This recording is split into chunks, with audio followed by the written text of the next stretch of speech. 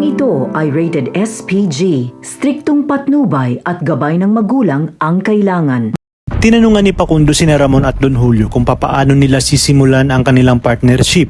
Kaya naman sinabi ni Ramon na gusto niyang pasukin muli ang Quiapo at ang buong Kamaynilaan. Kaya naman dito, sinabi ni Don Pakundo na maganda ang naisip ni Ramon. Ayon pa kay Ramon na ipapakilala niya si Don Pakundo sa lahat ng kanilang kasyoso sa iba't ibang bansa na siya namang sinang-ayunan ni Don Pakundo.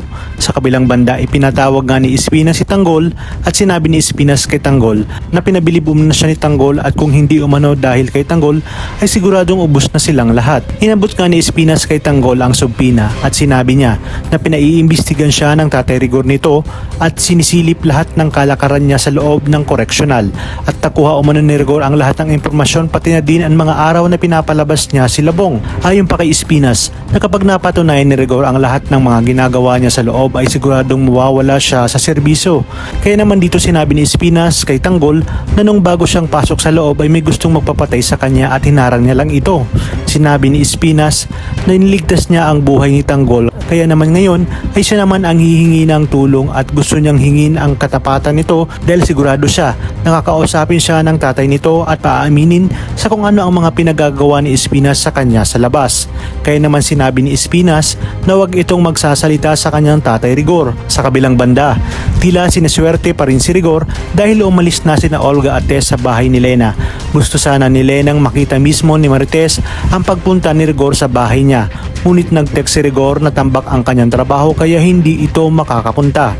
Habang sa koreksyonal naman ay sinabi ni Tanggol sa kanyang tropa na kinausap siya ni Chief Espinas at nakiusap na huwag magsilita sa kanyang Tatay Rigor. Nakatanggap naman ng tawag si Olga mula kay Congressman para sabihin na makakalaya na ang taong gusto nitong tulungan sa loob ng koreksyonal. At ang mga dapat nating abangan ngayong Biyernes. Matapos ang partnership ng mga Montenegro at Caballeros ay magkakapustahan sila sa isang firing range. Si David labang kay Pablo at magkakaalaman kung hanggang saan ang kakayanan ni David sa paghawak ng baril. Sinabi naman ni Mayor Celso sa kanyang sarili na buti na lamang daw umano ay makakalaya na itong si Babors at liliit na ang mundo nilang mag-ama. Kinabukasan nga ay darating na ang abogado para kina Tanggol upang simulan na ang proseso ng kanilang paglaya.